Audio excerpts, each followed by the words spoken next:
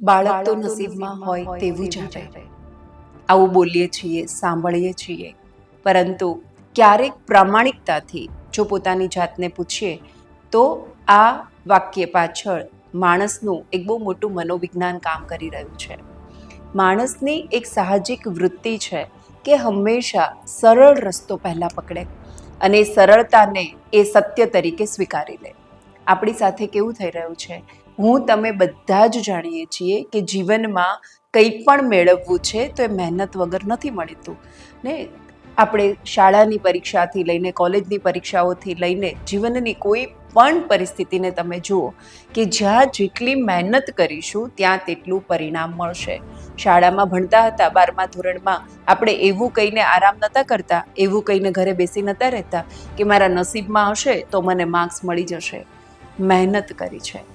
બાળકમાં પણ આવું જ છે.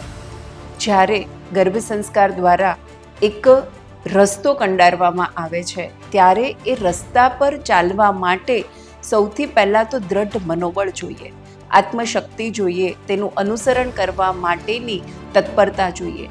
પરંતુ અત્યારે આપણે પોતે રસ્તો ભટકીને બહારની દુનિયામાં એટલા બધા અટવાઈ ગયા છે કે પાછું આ રસ્તે આવવું આપણને અઘરું લાગે છે.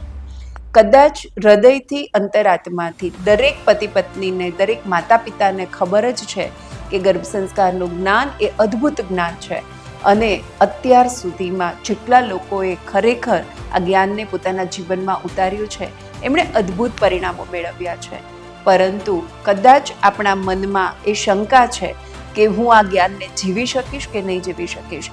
અને ત્યારે કદાચ સાંભળવામાં કડવું લાગશે, પણ હકીકત તો આ જ છે કે કાયરતાનો આ રસ્તો અપનાવ્યો એવું બોલીને હાથ પર હાથ ધરીને બેસી રહ્યા કે નસીબમાં હશે બાળક તો તેવું જ આવશે. મને પૂછવું છે દીકરીઓને કે શું તમે સાડી જોઈએ છે, ચપ્પલ જોઈએ છે, બેગ જોઈએ છે, કપડાં જોઈએ છે, તમે આવું માની લો છો કે મારા નસીબમાં હશે કપડાં મારા ઘર સુધી પહોંચી જશે, મારા નસીબમાં હશે મેનુ મારા સુધી પહોંચી જશે? નથી માનતા. તો શા માટે બાળકમાં માનીએ છીએ?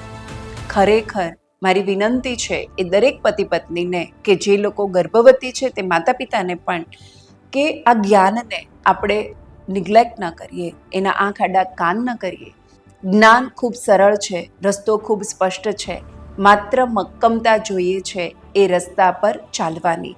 હું વિશ્વાસ આપું છું તમને કે એકવાર આ રસ્તે ચાલીને જુઓ, આ રસ્તા પરથી જે દુનિયા દેખાશે ને તે ખૂબ સુંદર છે.